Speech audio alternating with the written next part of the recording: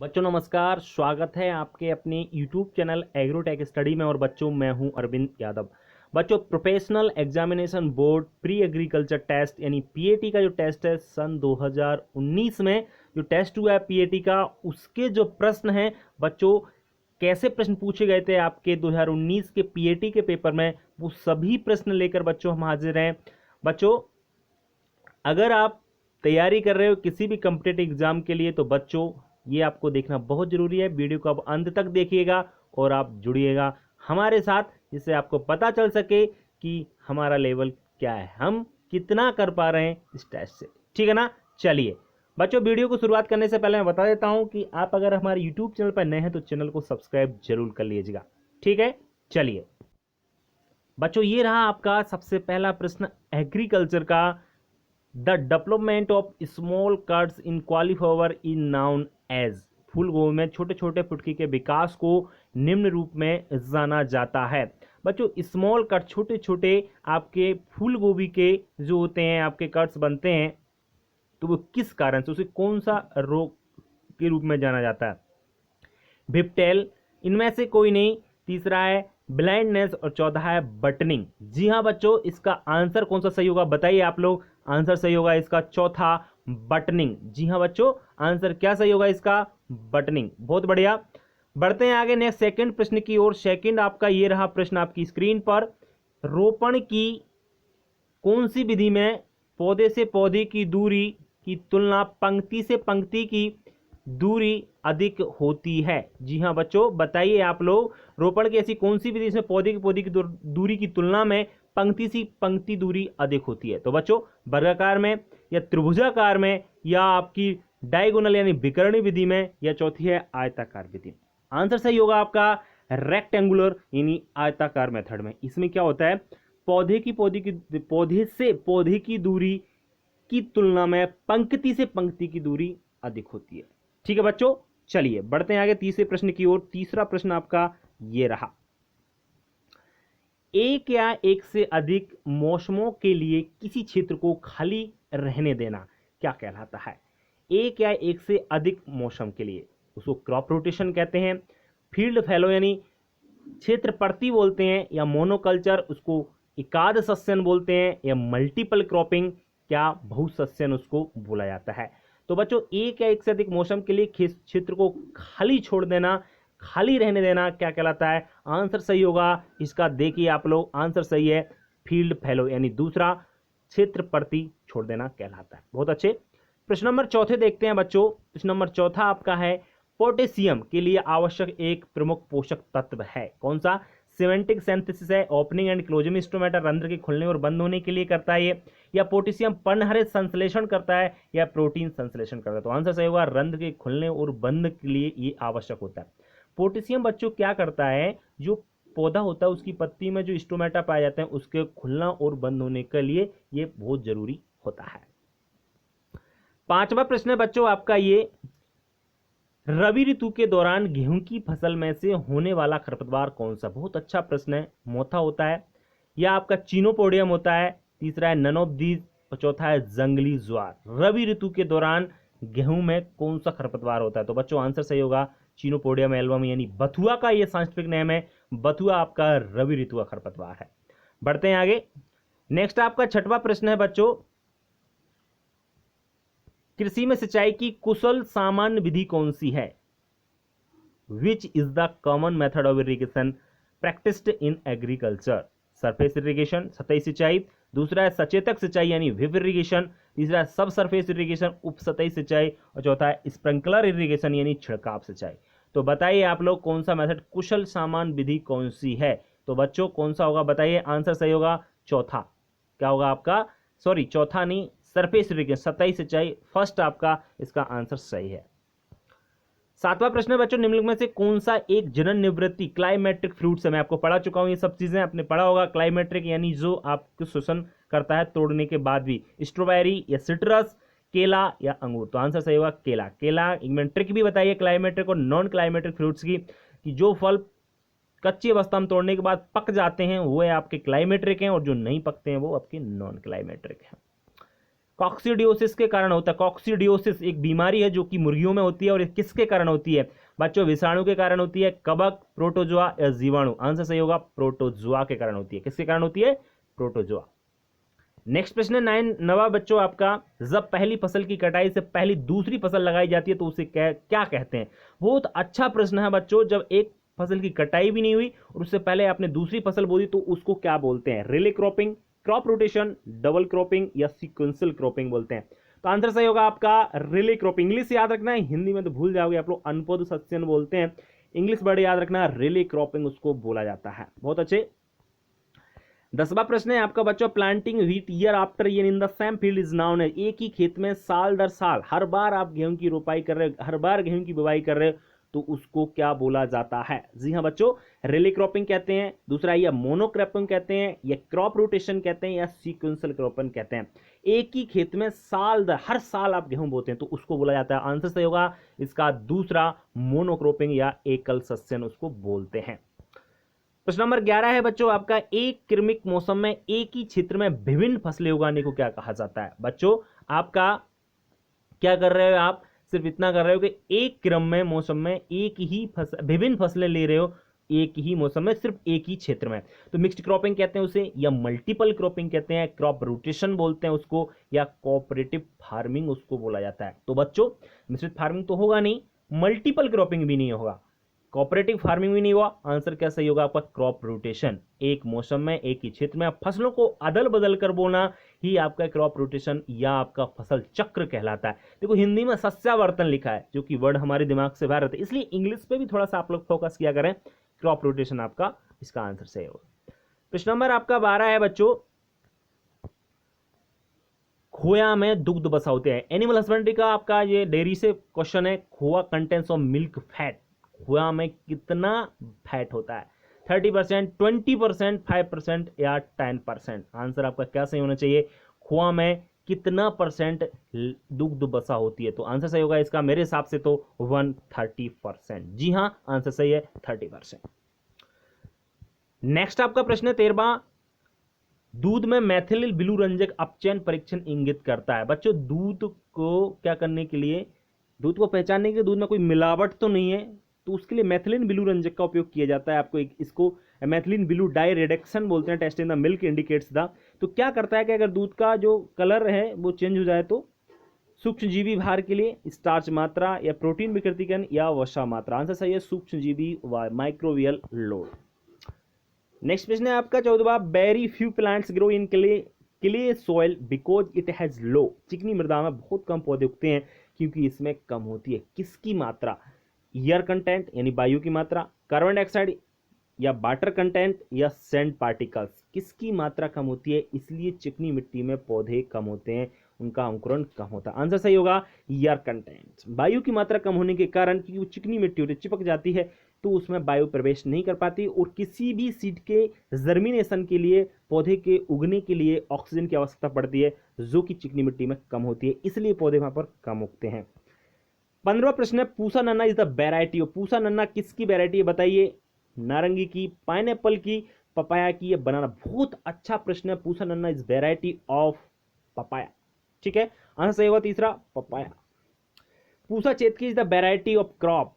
पूसा चेतकी किसकी वैरायटी है? कैरेट यानी गाजर की है, रेडिश यानी मूली की है, तोरई की है, या खीरा की है? बहुत अच्छा प्रश्न है। आंसर होगा इसका मूली। जी हाँ बच्चों, रेडिश की ए पूसा चेतकी किस्म बहुत ही इंपोर्टेंट वैरायटी है, याद रखें आप लोग। प्रश्न नंबर 17 की बात करते हैं बच्चों, मृदा के घनत्व को मापने की इकाई क्या है? What is the unit for measuring density of soil?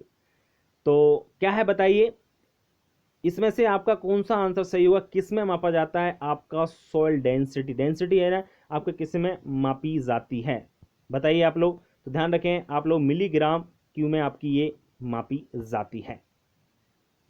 What is the protein content of cow milk?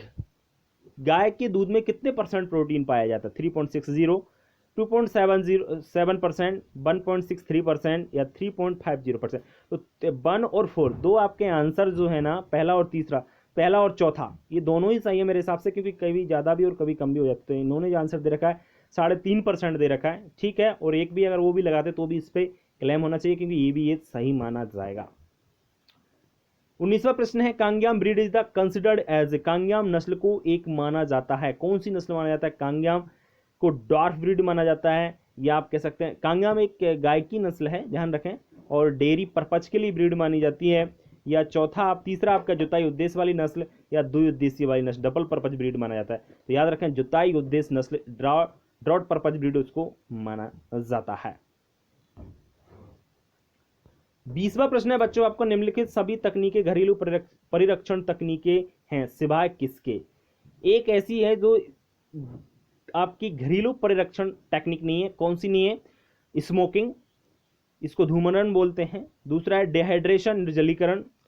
तीसरा है लाइफिलिसेशन, यानी आपका कैसा लाइफलाइजेशन बोलते हैं, द्रव स्नेहीकरण। और चौथी है आपका लवणन यानी साल्टिंग। इसमें से ऐसा कौन सा मेथड है जो आपका घरेलू परीक्षण तकनीकें हैं, इनमें सिर्फ एक नहीं है, कौन सी नहीं है बताइए आप लोग? वो है आपका लाइफिलाइजेशन, यानी आपका लाइफलाइजेशन, ये आपका मेथड घरेलू नहीं है। प्रश्न नंबर 21वां है बच्चों, सस्यानुवर्तन यानी rotation of crops is the essential for, हेतु आवश्यक है। क्रॉप रोटेशन जो है ना वो किस लिए आवश्यक है? मृदा की उर्वरता बढ़ाने के लिए, इंक्रीजिंग फर्टिलिटी ऑफ सॉइल, प्रोटीनों की गुणवत्ता बढ़ाने के लिए, इंक्रीजिंग क्वालिटी ऑफ प्रोटीन्स, खनिजों की गुणवत्ता बढ़ाने के लिए, increasing quality of minerals, getting different kinds of food crops, विभिन्न प्रकार की खाद्य फसलें प्राप्त करने के लिए। तो बच्चों आंसर सही होगा इसका इंक्रीजिंग फर्टिलिटी ऑफ सॉइल। हम इसलिए क्रॉप रोटेशन है कि उसका जो फर्टिलिटी है ना वो आपकी क्या होता रहे, बढ़ाए रखे। नेक्स्ट प्रश्न है आपका 22वां बच्चों, मिर्च में फलों की पैदावार बढ़ाने के लिए उपयोग किया जाने वाला पादप वृद्धि नियामक कौन सा हार्मोन्स है आपका बताइए? तो ये plant growth the regular use to increase the fruit yield chilli is gibberellin है, या आपका ट्राइएंकाटानोल है, या ये सभी हैं, या आपका साइटोकाइन। तो आंसर सही है ट्राइएंकाटानोल, जो कि मिर्च की फलों की पैदावार बढ़ा देता है। ये आपका पादप हार्मोन से, प्लांट हार्मोन से इसका यूज किया जाता है। 23वां प्रश्न है बच्चों आपका, 1 हेक्टेयर चलित उपकरण है जिसका उपयोग उथली जुताई करने, खरपतवारों को मारने और बीजों को ढकने के लिए किया जाता है, ऐसा कौन सा यंत्र है? ध्यान रखें आंसर है आपका हैरो। हैरो एक ट्रैक्टर चलित यंत्र है जिसको उथली जुताई करते हैं और खरपतवारों को मारने और बीजों को ढकने के लिए इसका प्रयोग किया जाता है। 24वां प्रश्न है, कुत्तों द्वारा मवेशियों में प्रेषित एक संक्रमण है, तो रेबीज, ध्यान रखें रेबीज एक विषाणु होता है जो कुत्तों द्वारा मवेशियों में प्रेषित हो जाता है। Is the infection transmitted by the dogs to cattle, मतलब कुत्तों से ये गायों में चला जाता है, ये पागल हो जाती है गाय अगर ये कुत्ता खा ले तो रेबीज के इंजेक्शन लगते हैं। रेबीज क्या है? एक विषाणु है, ध्यान रखें। को चारे वाली फसल की रानी कहा जाता है, सब जानते हैं मक्का, ज्वार, लूसन या बरसीम। तो मक्का को चारे वाली फसलें की रानी कहा जाता है, कि ज्वार को कहा जाए, कि लूसन को, कि बरसीम को? बताइए आप, चारे की रानी, call of the queen of fodder crop, ध्यान रखें लूसन को आप चारे की रानी कहते हैं। 26वां प्रश्न है, बौछारी सिंचाई यानी ड्रिप इरिगेशन जो है आपका ओवरहेड इरिगेशन का एक रूप है, किसका? ड्रिप का, छिड़काव का, सीढ़ीदार सिंचाई का, केंद्रीय धुरी सिंचाई। बहुत ही इंटरेस्टिंग प्रश्न है बच्चों, ये प्रश्न बहुत ही आपको डाउट पैदा करता है कि बौछारी सिंचाई एक का किसका रूप है? तो ध्यान रखें सेंट्रल पिवट इरिगेशन जो होता है केंद्रीय धुरी सिंचाई का ही एक रूप है। बहुत ही इंपॉर्टेंट क्वेश्चन है, ध्यान रखें आप लोग।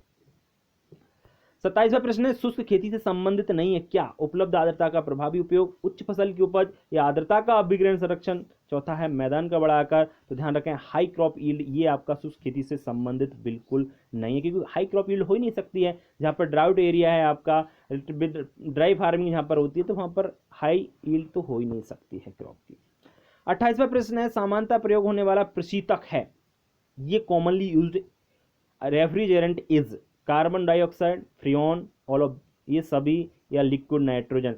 तो आपका प्रशीतक बोले तो रेफ्रिजरेंट जो आपका होता है, जैसे फ्रिज की बात करें हम लोग, तो इसमें कौन सी गैस मुख्यतः प्रयोग होती है? ध्यान रखें फ्रियोन जो गैस है इसका मुख्यतः प्रयोग किया जाता है आपका, ये आपकी कॉमन है रेफ्रिजरेंट में प्रयोग होने वाली गैस। चलो ये आपका एनिमल्स है क्वेश्चन। एंथ्रेक्स का टीकाकरण शुरू होता है कब होता है? तो 4 महीने की आयु में। ध्यान रखें एंथ्रेक्स का टीका कब होता है? 4 माह की आयु में। नेक्स्ट प्रश्न है आपका, प्रतिरोपण ट्रांसप्लांटिंग निम्न में से की जाने वाली सस्य स्थापना की प्रसिद्ध विधि है। Transplanting is the popular method of the crop establishment इन, बच्चों मेज, मूंगफली, गेहूं या चावल? बताइए सब लोग जानते हैं ट्रांसप्लांट जिसकी पहले हम पौध तैयार करते हैं फिर उसको खेत में रोपते हैं, तो कौन सी फसल की करते हैं ये सब काम? चावल की। बहुत सिंपल है, धान की पौध रोपण किया जाता है। 31वां प्रश्न है, गेहूं की उच्च उपज देने वाली किस्मों को मुख्य रूप से भारतीय वैज्ञानिकों द्वारा पारंपरिक किस्मों को निम्न के साथ क्रॉस करके विकसित किया गया था। यूरोपियन किस्में, मैक्सिकन किस्में, अफ्रीकन किस्में या अमेरिकी किस्में। सब जानते हैं बच्चों, मैक्सिकन जो वैरायटी है उसके द्वारा ये आपका क्या किया गया है, विकसित किया गया है जो बोनी किस्मों को। मैक्सिकन किस्में आप देख सकते हो। आगे है आपका नेक्स्ट, मुर्गी पालन हेतु एक महत्वपूर्ण विटामिन है। मुर्गी पालन के लिए महत्वपूर्ण विटामिन बच्चे सभी होना चाहिए, फिर भी vitamin E, vitamin C, vitamin K या विटामिन ए। मेरा तो जो मानना है इसका आंसर विटामिन ई होना चाहिए, फिर भी हम लोग देख लेते हैं आंसर क्या सही होगा। बिल्कुल विटामिन ए होगा बच्चों, इसका आंसर सही है विटामिन ए, जो कि मुर्गी पालन हेतु एक महत्वपूर्ण विटामिन। वैसे विटामिन सभी महत्वपूर्ण होना चाहिए, लेकिन स्पेशल पूछें तो आप याद रखें विटामिन ए। बढ़ते हैं हम आगे बच्चों, दूध के पीलेपन से भूरेपन में बदलना मवेशियों में देखे जाने वाले किस रोग का विशिष्ट लक्षण है? तो बताइए आप, मैस्टाइटिस का या डायस्टोकिया का या आपका फीता कृमि संक्रमण इसको बोलते हैं, या आपका पेट फुलन टिम्पैनी का डायस्टकोटिया। तो आंसर इसका सही होगा बच्चों मैस्टाइटिस। मैस्टाइटिस को थनैला रोग बोलते हैं। थनैला रोग क्या होता है, पहले पीला दूध निकलता है और फिर बाद में भूरापन, लाल दूध भी निकलने लगता है पशुओं के थनों से, तो इसको मैस्टाइटिस रोग कहते हैं और ये उसी का लक्षण है थनैला रोग का। बहुत अच्छा प्रश्न है। थनैला रोग बैक्टीरिया से होने वाला रोग है, ध्यान रखें आप लोग। शुष्कन से पहले कुछ फलों में प्रयोग किया जाने वाला एंटी डार्कनिंग उपचार है, क्या करते हैं शुष्कन से पहले? यह anti darkening treatment used in some fruits before drying is blanching करते हैं, या ऑटोक्लेविंग या साल्टिंग या सल्फरिंग। तो ब्लांचिंग क्या होती है, मैं यहाँ पर कुछ थोड़ा सा बता देता हूँ। ब्लांचिंग होता है कि सब्जियों को क्या किया जाता है बच्चों, फलों को क्या किया जाता है, इनको आप ब्लांचिंग करने के लिए 100 डिग्री टेम्परेचर पर 3 से 5 मिनट के लिए उसमें उबाला जाता है, जिससे उनके जो कड़कनेस आ जाती है उनमें, और जो होता है उनकी कह सकते हैं निखार आ जाता है उनमें, इसलिए क्या किया जाता है आपका, उनका ब्लांचिंग की जाती है। पानी में डालना मतलब गर्म पानी में डालना है, उसको भी ब्लांचिंग कहते हैं। पोटेशियम क्लोराइड में पोटास की मात्रा कितनी होती है? तो बच्चों 70%, 60%, 50%, 80%, सब जानते हैं। पोटेशियम क्लोराइड का दूसरा नाम भी मैं आपको बता देता हूं, इसको पोटेशियम क्लोराइड को एक और नाम है बच्चों, पोटेशियम क्लोराइड इसका दूसरा नाम है जो मेरे को अभी शायद याद नहीं आ रहा। पोटेशियम क्लोराइड को एक और नाम है म्यूरेट ऑफ पोटाश, सॉरी बिल्कुल याद आ गया, म्यूरेट ऑफ पोटाश को एमओपी के नाम से भी जाना जाता है। और बच्चों इसमें होती है 60% पोटाश की मात्रा। बहुत अच्छे। नेक्स्ट प्रश्न है आपका 36वां, श्रृंखला सर्वेक्षण में क्षेत्र को में विभाजित किया जाता है। In chain survey the area is divided into, किसमें? त्रिभुज। ध्यान रखें ट्रायंगल में विभाजित किया जाता है श्रृंखला सर्वेक्षण। ये आपका सर्वेक्षण चैप्टर से क्वेश्चन है, बहुत अच्छा प्रश्न है, कई बार पूछा गया है। 37वां प्रश्न है, सूखा रोग, रिकेट्स बीमारी की कमी का, रिकेट्स जो बीमारी, रिकेट्स का मतलब होता है सूखा रोग, और ये किसकी कमी से होता है? और ये चूजों में होता है जनरली, इस रिकेट्स को सूखा रोग कहते हैं। वैसे विटामिन डी की कमी के कारण होता है। विटामिन डी की से हड्डियां कमजोर हो जाती हैं एकदम, कैल्शियम, मैग्नीशियम, फास्फोरस और आयरन। आंसर इसका सही हुआ कैल्शियम, ध्यान रखें आप लोग, कैल्शियम इसका सब। वैसे विटामिन डी भी इसका आंसर सही हुआ बिल्कुल, अगर ऑप्शन में आए तो। ठीक है, बढ़ते हैं आगे। आपके crops that need a lot of water for growth are, वे फसलें जिन्हें वृद्धि के लिए बहुत अधिक जल की आवश्यकता होती है, वो कौन सी फसलें होती हैं? तो बच्चों चावल और बीन्स है। मेज एंड देयर ग्रेन्स है, मक्का और अनाज है। व्हीट एंड मेज है, गेहूं और मक्का है। राइस एंड व्हीट है। तो आंसर इसका सही का होना चाहिए राइस एंड व्हीट, बिल्कुल आंसर सही है आपका चावल और गेहूं। नेक्स्ट प्रश्न है बच्चों आपको, crop rotation is the essential for increasing fertility of the soil. बिल्कुल, ये पहले भी पढ़ चुके हैं हम लोग, ये वही आपका इसका आंसर होगा कि क्रॉप रोटेशन क्यों अपनाया जाता है, किस लिए आवश्यक है? क्योंकि मृदा की इससे फर्टिलिटी बढ़ती है, उर्वरता बढ़ जाती है, इसलिए क्रॉप रोटेशन। और क्रॉप रोटेशन होता क्या है, इसकी डेफिनेशन भी हम लोग यहीं पे पढ़ चुके हैं कि किसी मौसम, किसी क्षेत्र में, विशेष क्षेत्र में फसलों को एर फेर कर बोना, अदल बदल कर बोना, वही आपका क्रॉप रोटेशन या फसल चक्र भी इसको हिंदी में बोला जाता है। नेक्स्ट आपका क्वेश्चन, निम्नलिखित में से कौन सी पीले रंग की सिरा मोजिक प्रतिरोधी भिंडी की किस्म है? तो केवल अर्कमा, अनामिका, अर्क अभय, ये सभी, या केवल परवनी? तो तीनों ही किस्म आपकी, जो पीला सिरा मोजिक रोग होता है, येलो वेन मोजिक जिसको बोलते हैं, वो तीनों ही किस्म इसकी रेसिस्टेंट पावर इन तीनों ही वेराइटियों में पाई जाती है। 41वां प्रश्न, निम्नलिखित में से कौन सा विटामिन सी का सबसे बड़ा स्रोत है? सब लोग जानते होंगे, सेब, आम, वेस्ट इंडियन चेरी या केला। तो खट्टा फल इनमें से कौन सा है बताइए आप लोग? सेब है, आम है, वेस्ट इंडियन चेरी है, केला। तो बच्चों केला और सेब तो हो गई नहीं, आंसर क्या सही होगा इसका? आम या वेस्ट इंडियन चेरी। देखते हैं, वैसे तो बिल्कुल आंसर सही है वेस्ट इंडियन चेरी, बारबेंडस चेरी बोलते हैं वैसे इसको।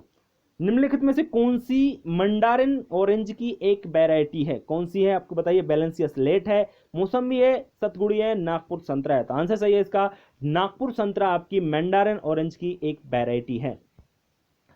नेक्स्ट प्रश्न है आपका 43वां, निम्नलिखित में से किसमें सर्वाधिक अपरिष्कृत प्रोटीन घटक होता है? मूंगफली की खली में होता है, या सोयाबीन की खली में होता है, गेहूं के चोकर में होता है, चावल के चोकर में? आंसर सही है, सोयाबीन की खली में आपका क्या होता है? अपरिष्कृत बोल सकते हैं, तो आप कह सकिए which of the following is the highest curd protein content? Curd protein जो होता है ना, वो आपका सबसे ज्यादा सोयाबीन की खली में होता है, घटक होता है।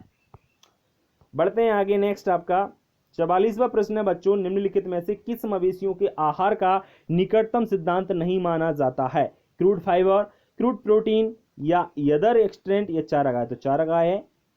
नेक्स्ट आपका प्रश्न 45वां बच्चों, निम्नलिखित में से कौन सा पौधे की वृद्धि को प्रभावित करने वाला भू आकृतिक कारक नहीं है?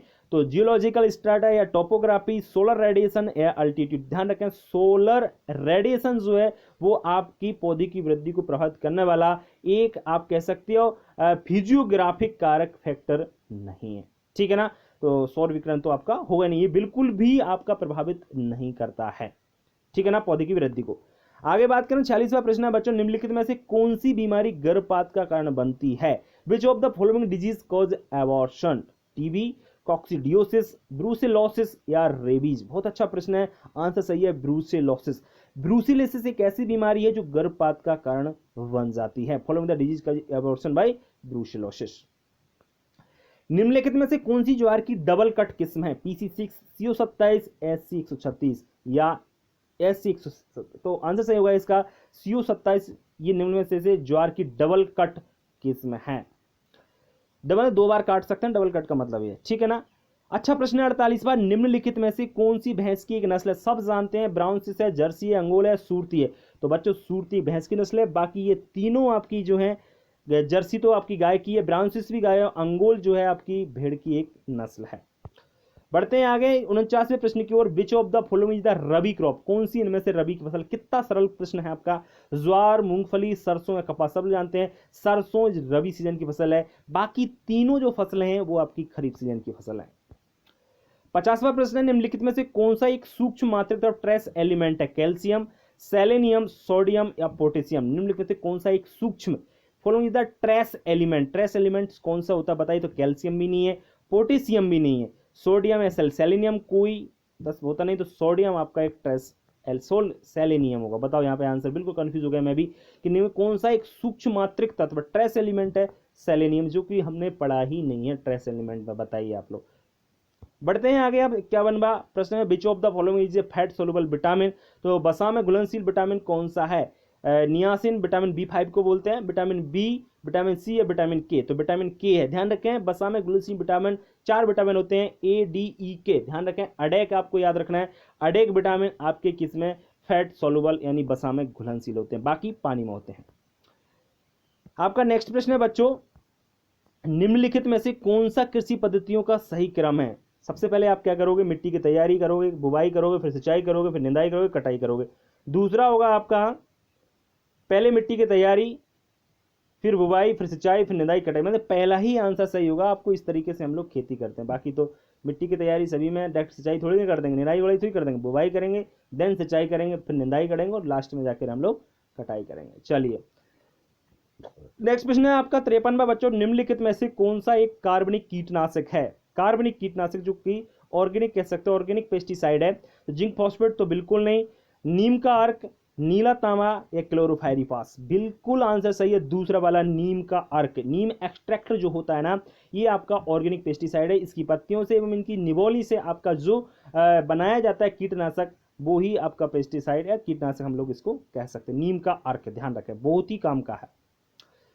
नेक्स्ट प्रश्न है आपका, निम्नलिखित में से कौन सा एक कार्बनिक उर्वरक है? कार्बनिक उर्वरक इनमें से कौन सा है बताइए आप लोग। यूरिया तो बिल्कुल नहीं, पीट, सुपरफास्फेट, या MOP? तो बच्चों आंसर सही होगा इसका पीट, यानी पीट आपका क्या होती है? मिट्टी होती है जो कि आपके ऑर्गेनिक फर्टिलाइजर का काम करती है।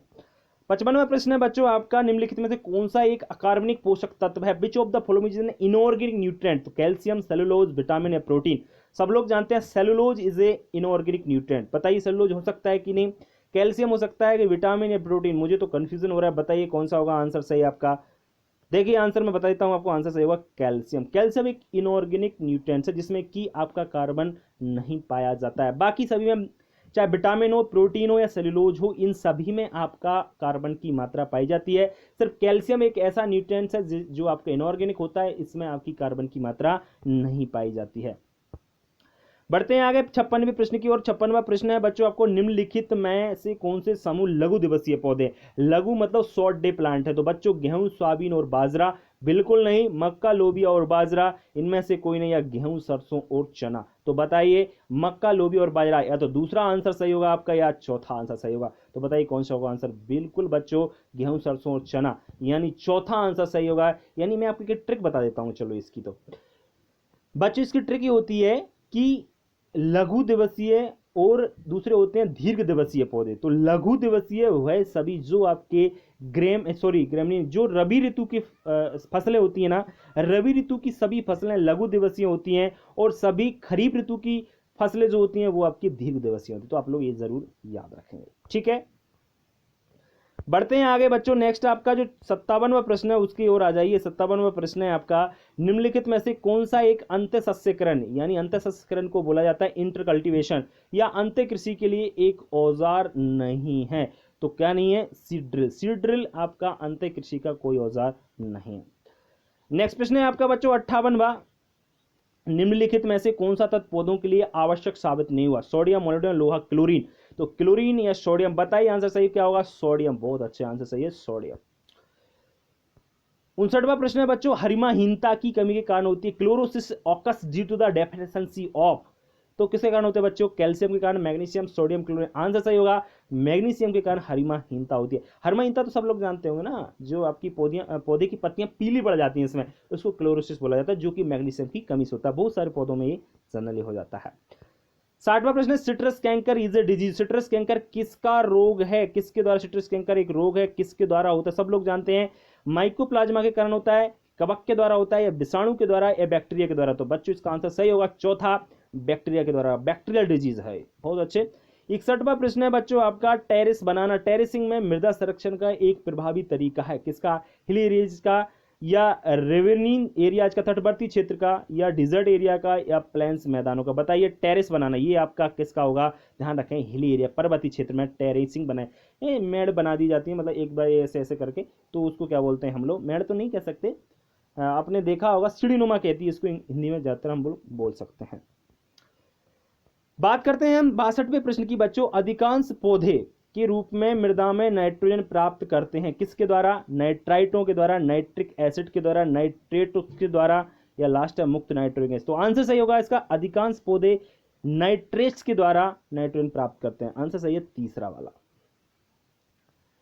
बढ़ते हैं आगे 63वें प्रश्न की ओर। 63वां जो प्रश्न है, फसल की वृद्धि के लिए अनुकूल स्थिति प्रदान करने हेतु मृदा की यांत्रिक कार्य साधन मैनिपुलेशन है। तो बताइए क्या है आपकी, मैकेनिकल मैनिपुलेशन है। तो उथलना, जुताई, खुदाई, या बेलोडन, या जुताई। आंसर सही होगा जुताई, क्योंकि फसल की वृद्धि के लिए अनुकूल स्थिति प्रदान करने के लिए मृदा की जो यांत्रिक काम है उसको ही हम लोग जुताई कहते हैं। 64वां प्रश्न है बच्चों, चावल की फसल में जल की आवश्यकता के महत्वपूर्ण चरण है, केवल बूटिंग पे करना चाहिए, या तीसरा वाला देख लीजिए आप लोग, या केवल सक्रिय कृषक एक्टिव टिलरिंग के समय करना चाहिए, बीजोपचार या पैनिकल एनिशिएशन बोलते हैं इसको, या फ्लावरिंग एंड हीडिंग ओनली, केवल पुष्पन के समय, फ्लावरिंग के सीड्स हेडिंग के समय करना चाहिए। तो आंसर इसका सही होगा, चावल के लिए जो आपका वाटर रिक्वायरमेंट है राइस क्रॉप में वो है आपका ये सभी, इन सभी स्टेज होती हैं चावल की, इस समय इनको पानी की आवश्यकता पड़ती है इस फसल को। अगर इस समय पानी नहीं मिला तो जो प्रोडक्शन है वो बिल्कुल कम हो जाता है। 65वां प्रश्न है बच्चों आपका, रोपण की षटकोणीय प्रणाली वर्गाकार विधि की अपेक्षा अधिक पौधे समायोजित करती है। रोपण की जो षटकोणीय प्रणाली है वो वर्गाकार विधि से 30%, 20%, 15% या 25%। तो आंसर सही होगा 15%। 15% पौधे हम इस विधि से अधिक लगा सकते हैं, स्क्वायर मेथड की अपेक्षा हम षटकोणीय मेथड में अधिक पौधे लगा सकते। कितने प्रतिशत, 15%। बहुत अच्छे। बढ़ते हैं आगे 66वें प्रश्न की ओर बच्चों। 66वां आपका जो प्रश्न है वो है, अवांछनीय पौधों को हटाने की प्रक्रिया को किस रूप में जाना जाता है। उसको निराई कहते हैं, या सीडिंग बोलते हैं बीज बोना, या उसको थ्रेसिंग बोलते हैं, या विनोइंग बोलते हैं। सब जानते हैं बीडिंग कहा जाता है। क्या कहा जाता है, निराई कहा जाता है, बीडिंग। आगे बढ़ते हैं 67वें प्रश्न की ओर। चिक यानी जो चूजा होता है और ग्रोवर सेट के बीच की न्यूनतम दूरी फुट में होनी चाहिए। बहुत अच्छा प्रश्न है। तो 50 फीट होना चाहिए। कितना होना चाहिए, 50 फुट की आपकी जगह होना चाहिए। चूजा और ग्रोअर सेट के बीच की न्यूनतम दूरी, कम से कम दूरी इतनी तो होना चाहिए। 68वां प्रश्न है बच्चों, मवेशियों में जोहने रोग का विशिष्ट लक्षण क्या है? तो आंसर सही है इसका क्रोनिक डायरिया, जो आपका डायरिया भी बोल सकते हैं इसको, दीर्घकालिक अतिसार भी इसको बोला जाता है। 69वां प्रश्न है, प्याज का सबसे विनाशकारी कीट कौन सा है? तो थ्रिप है, घुन है, सफेद मक्खी है या फिर बहुत अच्छा प्रश्न है बच्चों, the most destructive paste of onion, तो आंसर सही है थ्रिप। थ्रिप इज द, कह सकते हैं ये मुख्य कीट है आपकी प्याज का, जो कि बहुत ही नुकसान पहुंचाता है आपकी प्याज की फसल में। मुर्गी के अंडे में एल्बुमिन प्रोटीन कितना होता है? अंडे की जो सफेदी हो वो कितना परसेंट होती है? 30%, 10%, 58% या 15? आंसर सही है 58% एल्बुमिन प्रोटीन आपके अंडे में, जो कि दिमाग के जो बढ़ाते हैं, दिमाग को तेज करती है एल्बुमिन, इसलिए तो अंडे खाना चाहिए क्योंकि ये दिमाग को बढ़ाती है, एल्बुमिन आपका जो रहता है वो। आगे बढ़ते हैं 71वें प्रश्न की ओर बच्चों, तैरने वाले जलीय खरपतवार निम्न के द्वारा हटाए जाते हैं? तो निकर्षण के द्वारा, कटाई के द्वारा, चैन के द्वारा या घास काटने के द्वारा? तो ध्यान रखें चैन के द्वारा ये आपके काटना चाहिए। चलिए चैनिंग के द्वारा हम लोग खरपतवारों को, पानी के जो खरपतवार है ना, दोनों तरफ चैन पकड़िए और उसमें चल दीजिए, आपका जहां भी पानी भरा है तो वहां के जो नीचे खरपतवार है वो पूरी तरीके से उनको खत्म कर दिया जाता है। 72वां प्रश्न है बच्चों, लैंगसन मुर्गी की नस्ल निम्नलिखित में संबंधित है? लैंगसन चिकन ब्रीड बिलोंग्स टू भूमध्य सागरीय वर्ग का है, अंग्रेजी वर्ग है, एशियाई वर्ग है, अमेरिकन वर्ग है? ध्यान रखें एशियाई वर्ग है लैंगसन मुर्गी की नस्ल। 73वां प्रश्न की बात करते हैं, दोमट मृदा में रेत, गाद, मतलब सैंड, सिल्ट और किले, सैंड, सिल्ट और किले का जो आपका लोमी सॉइल होती है ना, उसमें संबंधित अनुपात कितना होता है? तो 40-40-20, इसको भी आप लोग याद रखें। 74वां प्रश्न है, आम का बॉटनिकल नेम सब लोग जानते हैं मैंजीफेरा इंडिका है, और जिजिपस मोरेशियाना ये बिल्कुल बेर का है, कैरिका पपाया ये आपका पपीता का है, प्यूनिका ग्रेनेटम ये आपका अनार का है। मृदा वर्गीकरण की निम्नतम श्रेणी कौन सी होती है?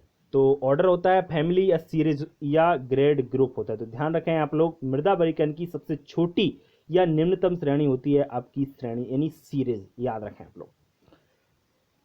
केंद्रीय प्राणी कृषि अनुसंधान संस्थान central research institute for dryland agriculture क्रीडा कहां पर स्थित है? बेंगलोर में, दिल्ली में, नागपुर में, हैदराबाद में? आंसर सही होगा इसका, कहां पर है आपका central research institute for dryland agriculture, ये आपका हैदराबाद में हुआ। फलों के रस में कुल विलयशील ठोस पदार्थों को मापने के लिए प्रयुक्त किया जाने वाला कौन सा उपकरण है?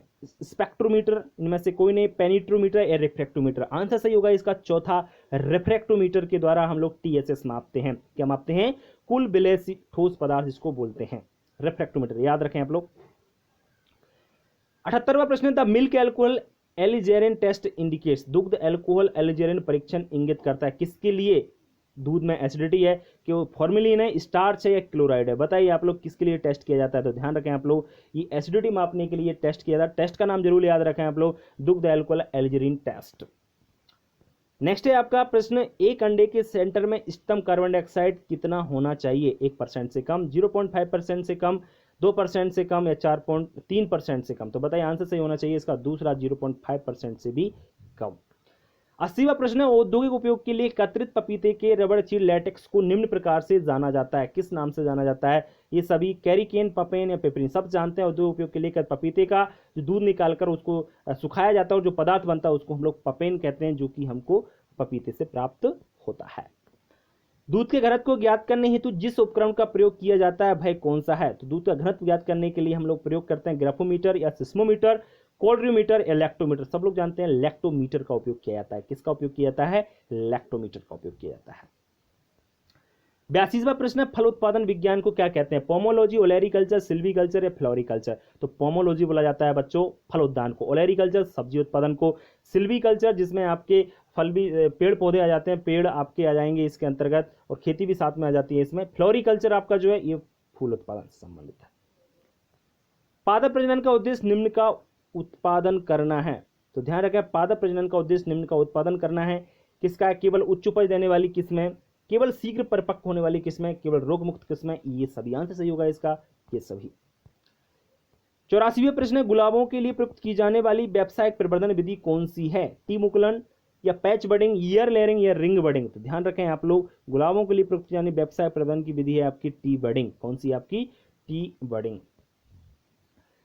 85वां प्रश्न है बच्चों, भूमि के एक हिस्से पर एक वर्ष में एक या अधिक समय अवधि में फसलों को पुनरावर्ती अनुक्रम क्या कहलाता है। सब लोग जानते हैं क्रॉप रोटेशन, में आपको बार बार बता रहा हूं, इसको 3-4 प्रश्न आपके इससे पूछ लिए गए कि फसलों को किसी क्षेत्र में एक वर्ष में अधिक से अधिक फसल ले रहे हो तो उसको हम लोग अनुक्रम मतलब क्रम में बो रहे हो तो उसको हम लोग क्या कहते हैं, क्रॉप रोटेशन या सस्यावर्तन बोला जाता है, फसल चक्र हिंदी में।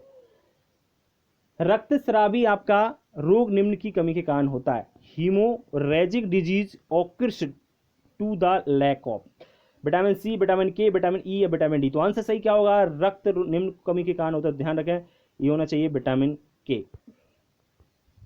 नेक्स्ट है आपका 87वां प्रश्न है बच्चों, भारत में प्याज और लहसुन अनुसंधान संस्थान कहां पर स्थित है। पुणे, नासिक, बेंगलोर, मुंबई। आंसर सही होगा इसका आपका, बताइए आप लोग। आंसर है आपका directorate of onion and garlic research India, situated at Pune, Maharashtra. 88वां प्रश्न है, पनीर में प्रोटीन होता है कितना प्रतिशत, 10 से 20%, 5 से 10%, 30 से 35% या 22 से 26%। आंसर सही है इसका 22 से 26%। आगे बढ़ते हैं हम लोग 89वें प्रश्न की ओर, जून जुलाई से अक्टूबर तक की गई फसल को क्या कहते हैं। जायद फसल, रबी फसल, खरीफ फसल। तो आंसर सही होगा खरीफ फसल। तो आपको पता ही है कि रबी की फसल को याद रखें अक्टूबर नवंबर में बोया जाता है, जायद की फसल को आपको 1 अप्रैल से 30 अप्रैल तक के मध्य बोया जाता है, रबी की फसल को आपको बता ही दिया मैंने आपको, खरीफ की फसल जून जुलाई।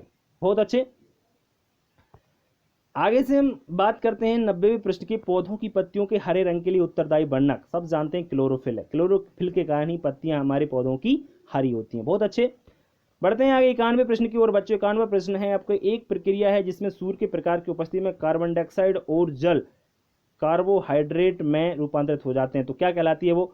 इनमें से कोई नहीं, श्वसन, चयापचय, प्रकाश संश्लेषण। जी हाँ बच्चों, आंसर सही होगा इसका चौथा वाला, प्रकाश संश्लेषण। प्रकाश संश्लेषण एक ऐसी प्रक्रिया है जिसमें सूर्य के प्रकाश की उपस्थिति में कार्बन डाइऑक्साइड और जल कार्बोहाइड्रेट में रूपांतरित हो जाते हैं, बदल जाते हैं, ठीक है ना। इसमें ही पौधे अपना भोजन का निर्माण करते हैं।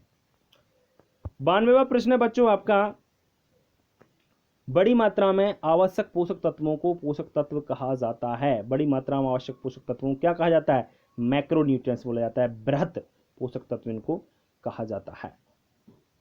93वां प्रश्न है बच्चों आपका, सस्यन क्रॉपिंग प्रणाली जिसमें वृक्षों के अंतरालों में घास को बढ़ाने दिया जाता है, भाई क्या कहलाती है। बच्चों सब लोग जानते हैं उसको सॉर्ड कल्चर बोलते हैं। क्या बोलते हैं उसको, सॉर्ड कल्चर बोला जाता है, ध्यान रखें आप लोग। 94वां प्रश्न है बच्चों, पेंसिलिन की खोज किसने की थी, तो अलेक्जेंडर फ्लेमिंग। बेनोग्रेड इसकी बैट्समैन है रॉबर्ट कोच। बिल्कुल हाँ, आंसर सही होगा इसका एक, अलेक्जेंडर फ्लेमिंग। अलेक्जेंडर फ्लेमिंग ने पेंसिलिन की खोज की थी। 95वां प्रश्न है आपका, पुटी सूत्रकृमि सिस्ट नेमाटोड बोलते हैं के लिए प्रतिरोधी एक आलू की वैरायटी कौन सी है। कुफरी स्वर्णा या कुफरी जवाहर, कुफरी ज्योति या कुफरी सिंदूरी। आंसर सही होगा इसका कुफरी स्वर्ण जो आपकी वैरायटी है यह आपके लिए सिस्ट नेमाटोड के लिए रेसिस्टेंट पावर पैदा करती है। 96वां प्रश्न है बच्चों, बीज के विकास के लिए निम्नलिखित में से कौन सा पोषक तत्व आवश्यक है। तो बीज के विकास के लिए जिंक, फास्फोरस, नाइट्रोजन, अमोनियम। ध्यान रखें बीज के डेवलपमेंट के लिए आपका फास्फोरस जो न्यूट्रिएंट्स है बहुत ही आवश्यक। वैसे तो सभी जरूरत है लेकिन अगर स्पेशल पूछे तो फास्फोरस है, ये जरूर याद रखें आप लोग। 97वां प्रश्न है बच्चों, निम्नलिखित में से कौन सा एक सूक्ष्म जीव है, जीवाणु, घेंगा, घुन या सहस्पार यानी मिलीबग। तो आंसर सही होगा इसका बैक्टीरिया। 98वां प्रश्न है, शब्द एगमार्क निम्न से संबंधित है। एगमार्क किससे संबंधित है आपका, सब्जियों के उत्पाद की गुणवत्ता, कृषि उत्पादों की गुणवत्ता, अंडा उत्पादन की गुणवत्ता या दुग्ध उत्पादन की गुणवत्ता। तो आंसर सही है इसका quality of agriculture products. Agriculture के जो भी प्रोडक्ट्स होते हैं उनमें एगमार्क लिखा जाता है। एगमार्क का जो कार्यालय है वो नागपुर में और इसकी स्थापना सन 1937 में हुई थी, ये भी आप लोग जरूर याद रखेंगे। प्रश्न 99वां बच्चों, 99वां प्रश्न है, एक अच्छी गुणवत्ता वाली जेली का उत्पादन करने हेतु आवश्यक फलों के अर्क में पेक्टिन की अनुकूलतम सांद्रता होती है कितनी, 0.5 से 1%। कितनी होती है, 0.5 से 1% उसकी सांद्रता होती है, किसकी, पेक्टिन की। लास्ट प्रश्न है इस वीडियो का और ये पूरे आपके ये 2019 का जो पीएटी का पेपर होता है उसका। जीवी कलम बंधन टंग ग्राफ्टिंग एक संशोधित रूप है किसका, तलाशी कलम बंधन का। विप ग्राफ्टिंग का एक संशोधित मॉडिफाइड फॉर्म है। बच्चों ये रहे आपके टोटल 100 प्रश्न जो हमने आपको बता दिए। कहीं भी अगर किसी को प्रॉब्लम आता है तो आप लोग हमसे जरूर संपर्क कर सकते हैं। बच्चों वीडियो कैसा लगा, वीडियो अच्छा लगता है तो वीडियो को लाइक करें, अपने दोस्तों को शेयर करना बिल्कुल ना भूलें जिससे आपको नई वीडियो का जो नोटिफिकेशन है वो सबसे पहले आपको मिल सके। तो बच्चों आज के लिए इतना ही, कल फिर मिलेंगे एक नई वीडियो के साथ, तब तक के लिए बच्चों नमस्कार।